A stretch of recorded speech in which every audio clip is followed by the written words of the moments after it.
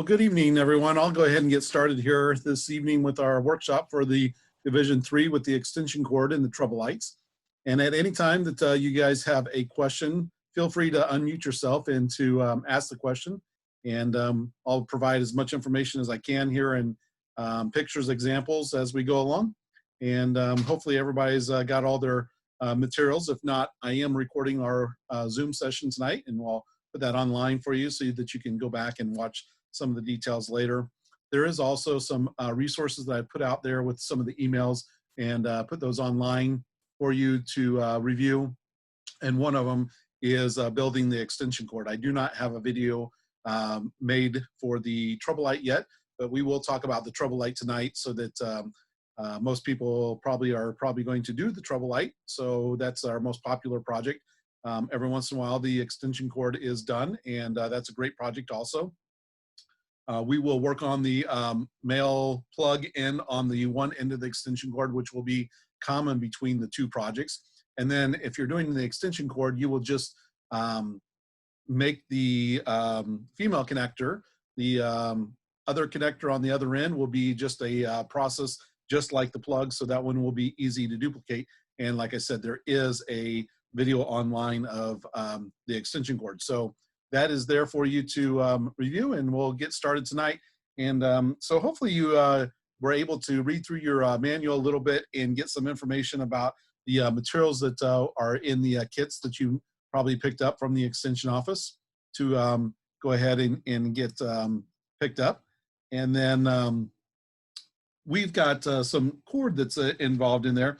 And in your cord, if you look at your extension cord, there are some letters and numbers and information stamped on the cord. So if everybody will take their cord, and if you'll hold that up and look at those, I probably can't get that on my camera very well, and I didn't get a picture of that previous, but if you take a look at that, we can look at some of the information that is on that cord so that you can see what the material is good to be used for. And that will be important. I'll talk about at the very end here about putting a note with your project about the use of your project.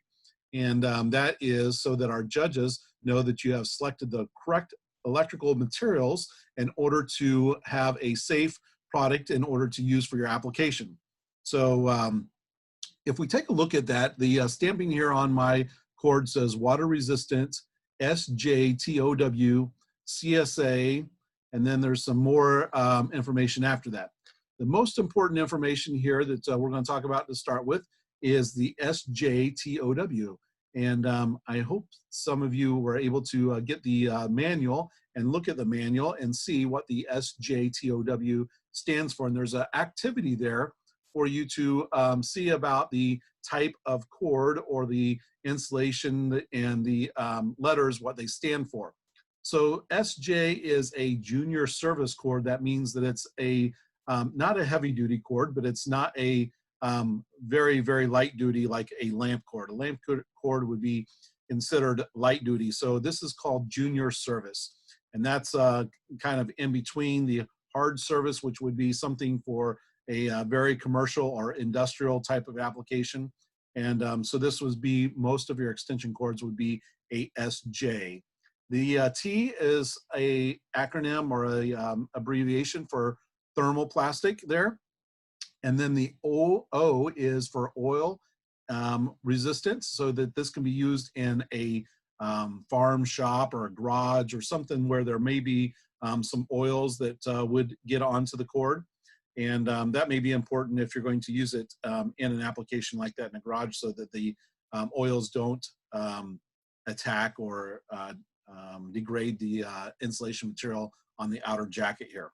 And W is water resistant. So W is the other important part here. If you're going to use it in a garage or an outdoor application, you'll want to have that W for your application, so that the cord can be used in maybe a damp grass, or if there's dew on the ground, or maybe if there's some water on the floor from water dripping off of a vehicle or something like that.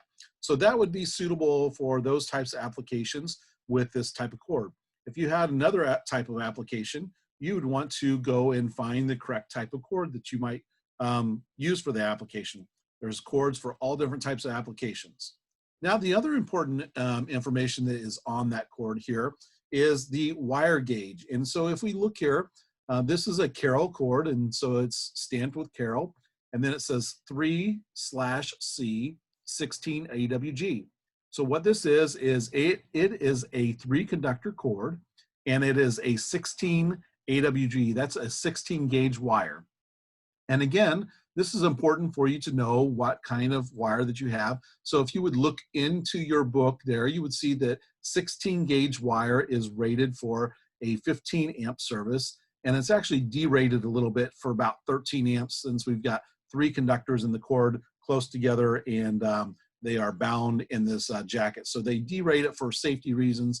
And so it's a good for about 13 amps of continuous use. And you'll see that information in that table in the book. And so that information is also important for us to know, that we've selected the right type of cord material and materials to make your project out of, and what your application is going to be. So if you were going to use some kind of a hand drill or a saw or a vacuum cleaner, this would be a great cord to be able to plug in that device and use this cord for it. If you were going to use something like a welder or something else, that would not be a good cord or good size of conductor, because it would require much more current in order to operate that type of heavy equipment. So selecting the correct gauge, or the appropriate gauge for the cord, is also an important part of that.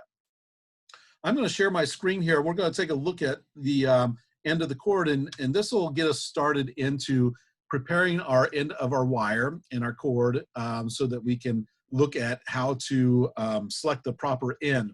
And I shouldn't say the proper end, but the best end for our plug. So we're going to connect here to the the male plug first. So we're going to work on that end first. And this one will be common between the 2 projects. If you're doing a extension cord or a treble light, you'll want to put that on there first. And this will help us select the right end of the wire for that here. So let me find this on my screen and share that with you.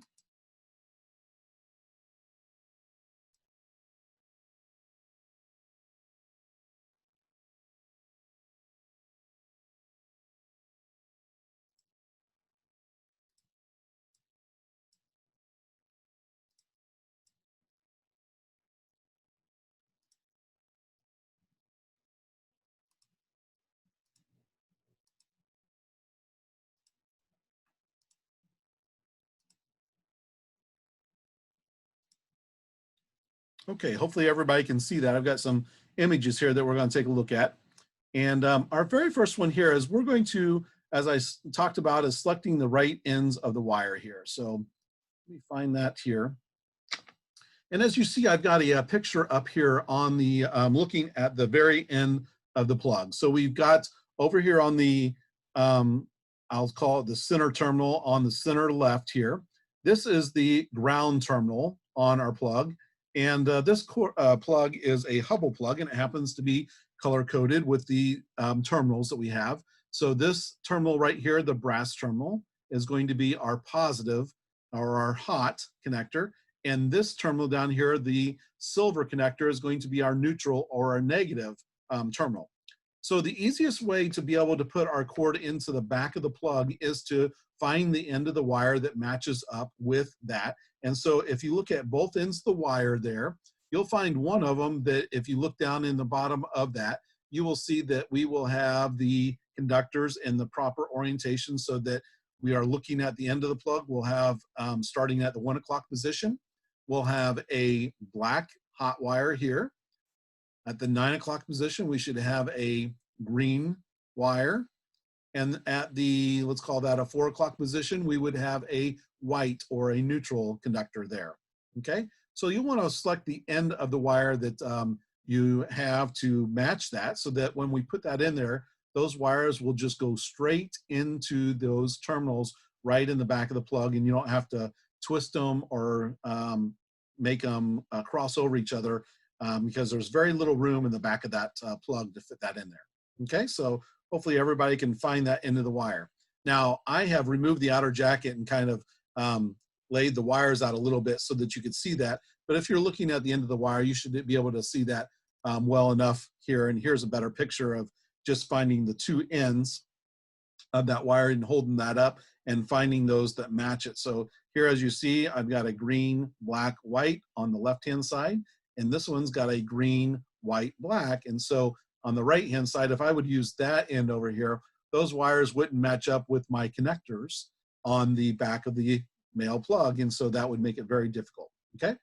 So hopefully everybody can find that wire. Now, I don't have a picture here of the stripping of the insulation or removal of that, but I do have a couple measurements here that we want to kind of look at about how much of the outer jacket that we need to remove in order to put this together with a plug.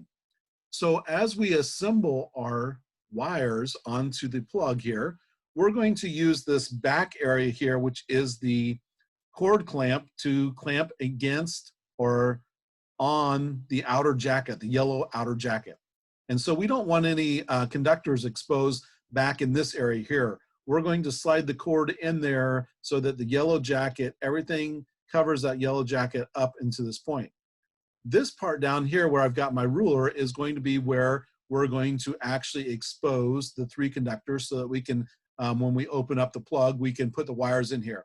And as you see, we need to remove about 1 inch of the insulation from the outer jacket there of that cord to fit in there. If we remove more than that, if we'd remove 1.5 inches or 2 inches, we're gonna have way too much wire to fit in there. So if you'll take your plug before you ever go to remove your outer jacket and measure it, you can kind of see how that is. So hopefully everybody has some tools there and you can work on removing that outer jacket. I don't have a picture of removing the jacket, like I said, but one of the ways that I remove the outer jacket here is we can take a sharp X-Acto knife and we can cut lengthwise along there so that we're cutting in parallel with the conductor. So you might want to measure off 1 inch on the outer insulation and take a pen or a marker and kind of make a little mark there so you know how far to go back and measure back, and then we'll cut to that part. And then what I do here is I'm going to show you here. I've got a pair of cutters, and let me go back here to this so you can see this. Okay, I use a pair of these electronic nippers, and you may have a pair of these electronic nippers that you've used for some of your other projects. And like I said, what I do here is I cut and ignore all this white filler that's in there. But what I do is I cut lengthwise on that with that knife. And then what I do is I take my electronic nippers here, and then I go around and I slowly go and I nip each one of those pieces of insulation so I have a nice clean cut. And when I end up with the end of it, I end up with a clean cut of wire just like this. So you can see where I have it. Now, it's very important that when we do this here is that we look at our wires here. What we don't want to do is we don't want to have any cuts or any damage to the insulation on the three wires here. So right where that is important. If you take a knife and cut around there, you have a tendency to cut or to nick into that wire and expose the connectors, which you don't want to do.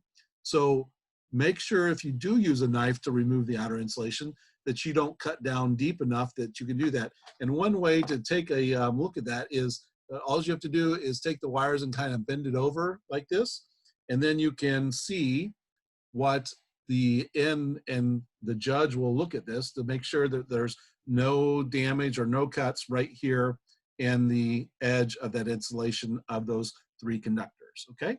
So everybody work on that, and I'll give you a minute to kind of practice on that. You've got a little bit of extra cord there, so if you do have to cut off, if you damage something, you can cut it off and start over. But what we're going to do is we're going to remove 1 inch of the outer jacket here, and then we want to cut away the outside. And when we get to that part, this electronic nippers also works very nice with removing this nylon filler. So what I do here, I take my nylon filler, I take my cutters there, and then I just snip that off, and you will have that nylon removed out of there, and you can throw that out of the way. And and there's actually 3 of those nylon cords in there. So once you get down and removing that outer jacket, you can probably pull those back really cleanly and be able to see that very well to remove those 3 fillers, okay? And like I said, if anybody's got any questions, feel free to unmute yourself and ask any questions that you might have.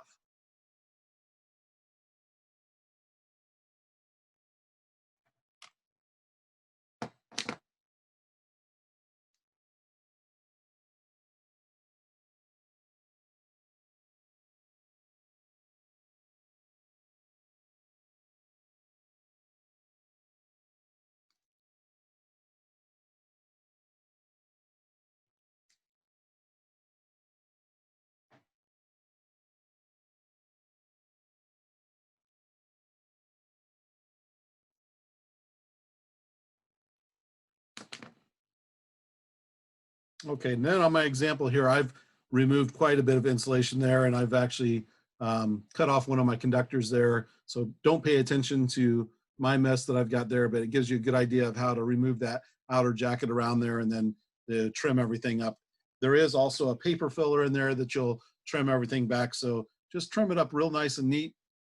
Judges like to see that filler cut back nice and neat, and they can see then the conductors there to make sure there's no damage. Okay.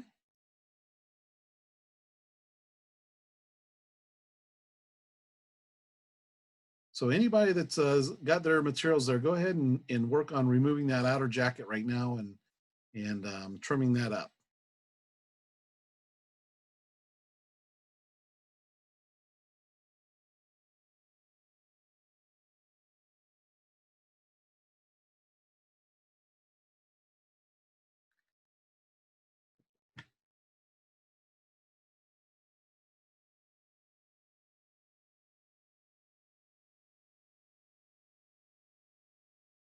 And if anybody has any parts that are done and wants to hold it up to the camera and let me take a look at it, I might be able to see well enough to tell you how it looks.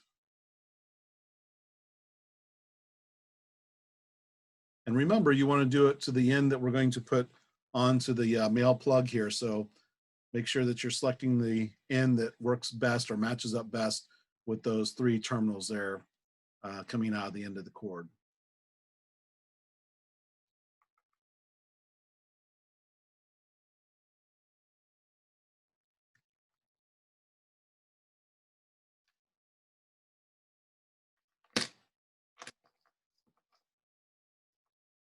How's everybody doing?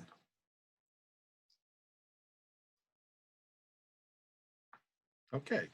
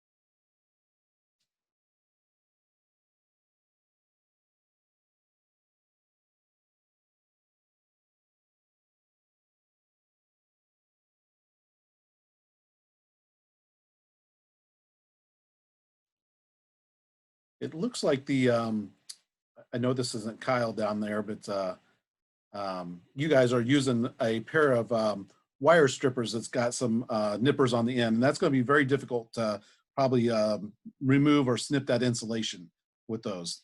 It's kind of got a blunt tip on it. It's not very sharp. I don't know if you have a pair of sharp nippers like that that have like the sharp points. No. Okay. So you may be best, and let me see here that I can find one, is just take a pocket knife or X-Acto knife. Let me see if I can. I use one of these right here. And so what I will do here is I will take that and I will, let me get a piece here that we can work with. And so what I do here is I take that and I press that down, lift it up, turn the wire, press down, lift up, turn the wire, press down, lift up. And I make a little perforation all the way around that. And then what you can do is you can slide that off. And that piece of wire I don't have, let me get a good piece here.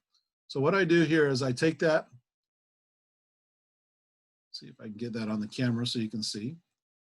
So I press down, turn it, press down, turn it, press down, lift up, turn it, press down, lift up, turn it, press down, okay?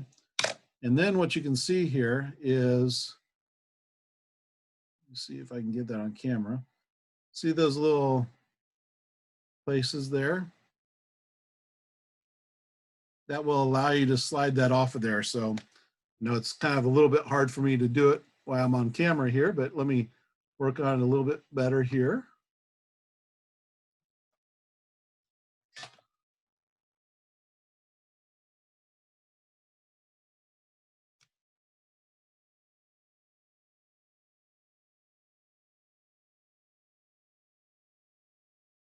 And then the other part I do here is I take my knife and when it's laying on the table, so don't try to hold it up there, but if you lay it on the table and you cut it lengthwise here, down that will help that come off of there so that we can peel that off. You can kind of see how that will peel off of there.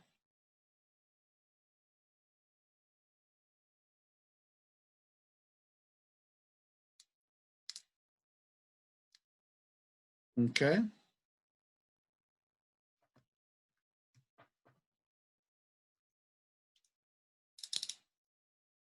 Anybody else having a challenge to get that off of there?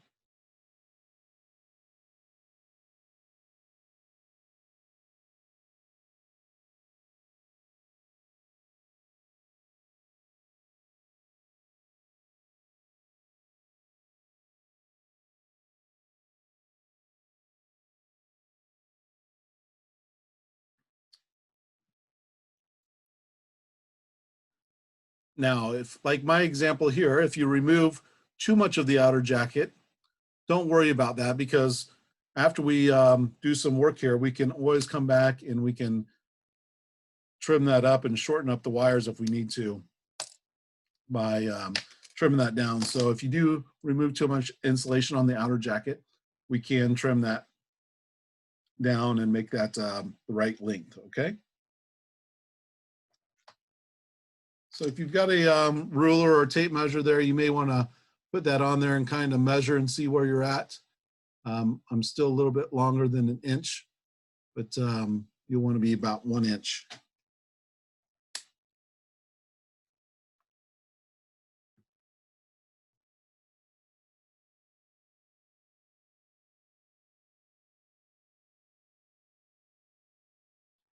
Okay, so I'll go on to our next step here. And so we'll talk about the plug a little bit. So there's 3 screws here in the very end of the plug. And these 3 screws, we call these captive screws. If you unscrew them with your screwdriver and your tool, what will happen is they will come out just a little bit, but they won't fall out. So when you take that out, those don't drop on the floor. We call those captive screws. So in the plug and the connector, both of those have captive screws. Now on the back here, there's also this cord clamp. there's 2 screws down here, and you do not need to take those out, but you just need to loosen it so that they can open up far enough that we want to slide our cord in here. Okay, if you do take those out, there's another piece in here, a couple pieces in here, so we don't want to lose that in the end of the plug. And so we'll have to get that put back together correctly. But if you just loosen it, that's the best way to do it so that we can slide our cord in there. Okay, so in order to put our cord in there, again, you've got your stripped wires there. And what we're going to do is we're going to slide the shell, the back shell, onto the cord, and we're going to slide that back out of the way because we're going to use these wires here, and we're going to work on stripping those wires in order to put them into our terminals here, okay? Now, there's another measurement that we need to take here, and so let me show you here. Again, we're going to take our ruler and we're going to measure, and our cord is going to go, our conductors are going to go right here from where that point is at the plastic all the way down to the base. And let me share a picture with you to see that a little bit better.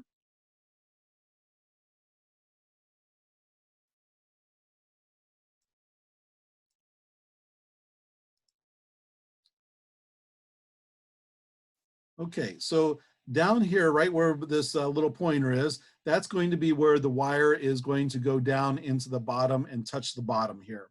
And so that's where the wire is going to terminate at. And at the very top edge, let me find that one, is we're going to want the insulation of the wire to come and be underneath the top edge of this plastic and just below that so that it is covered and protected within that captive body down here, or the capsulated body, I should say. There are 2 metal plates in here, and we want the bare wire that we're going to have, and that bare wire is going to go in between those metal plates, and we're going to tighten the screw down, and it's going to clamp onto that wire.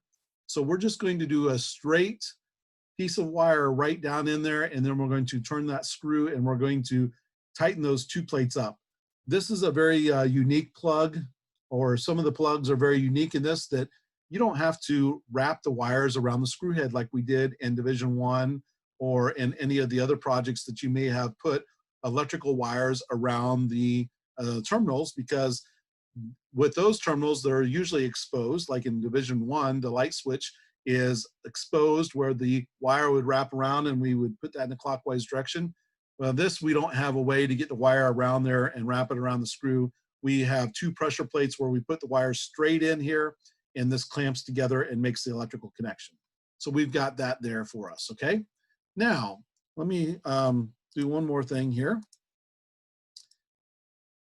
So we're going to take a measurement of that there so that we know how much bare wire to remove, okay? And so if you look here, I've got my ruler here next to the part where we're going to put the wire in here, and you can see we're about 1/2 of an inch that we need to remove the outer insulation and expose the conductor that we're going to put in. And we need to do that on all 3 of the wires. So we need to do the black, white, and the green wires here and remove the outer insulation.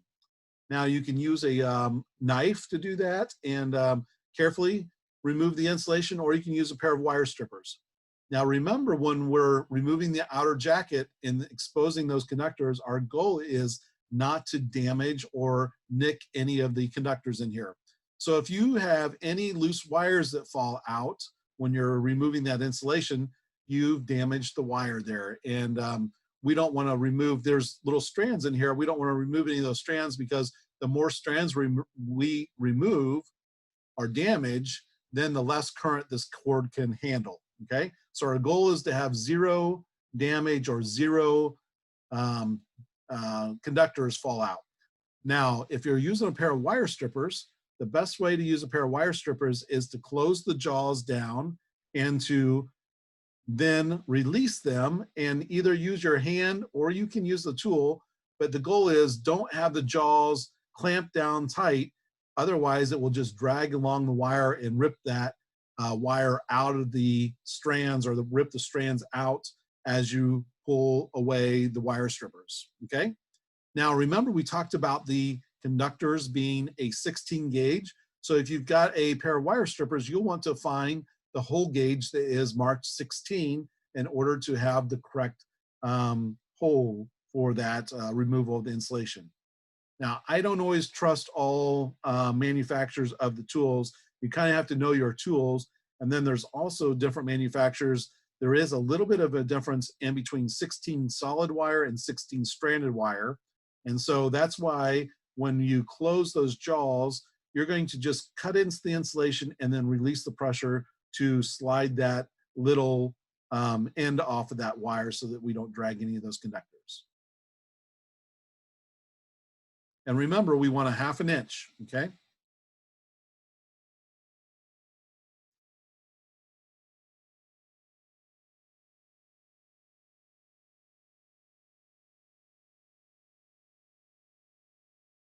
Also, why I'm thinking about it here, my Zoom meeting is limited to 40 minutes. So I think we're gonna hit our 40-minute limit here. And I can't remember if I sent out a second invite so we can continue on, or I need to create another one to email out to you here so that we can start back up. And so probably at about 7:40, we'll end this Zoom session and then I'll start another one. There was a second link Okay. email. So Great. I sent out second links, some of them, but I didn't remember. So that's good. You've got the second link. So we can start up with that second Zoom session after 7:40.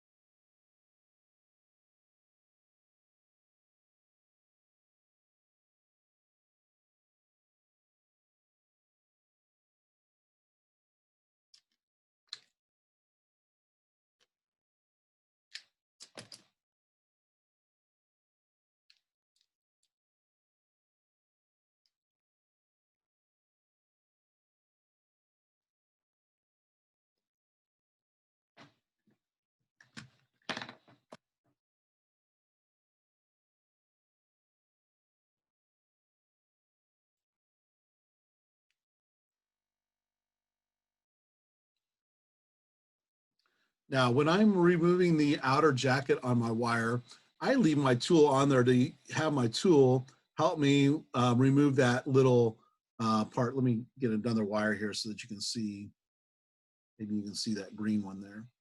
So again, what I do here is I clamp down, I close, I release the pressure, and then I've got my thumb on the backside here and I push that so that I can remove that, but I've let the pressure off of my pliers so that I'm just grabbing onto that little insulation there, okay?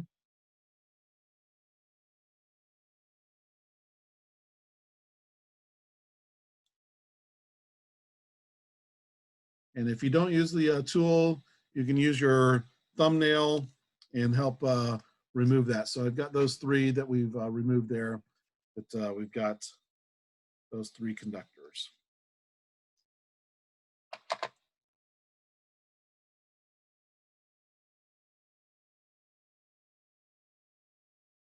Now, once we remove the insulation on all three of those, we want to twist the ends of the wires here. And we always want to twist in the clockwise direction with our wires, okay?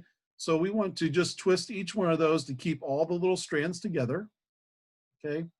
And those little strands will go into each of the holes for the screws. Now remember, we've got three different colors of connectors here. We've got a green screw, we've got a brass screw, and we've got a silver screw, okay? So remember that we've got color codes on the three different conductors.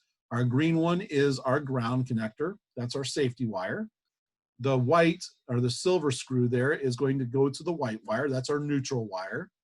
And then our black wire is going to go to the brass screw. The dark screw is going to go with the black wire. And that's our positive or our energized wire, hot wire. And all of our terminals will need to open up and have them accessible. So we have to get a screwdriver there to open those up.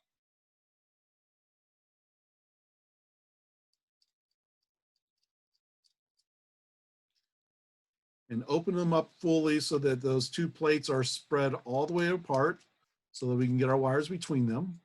And go ahead and open up all three of them.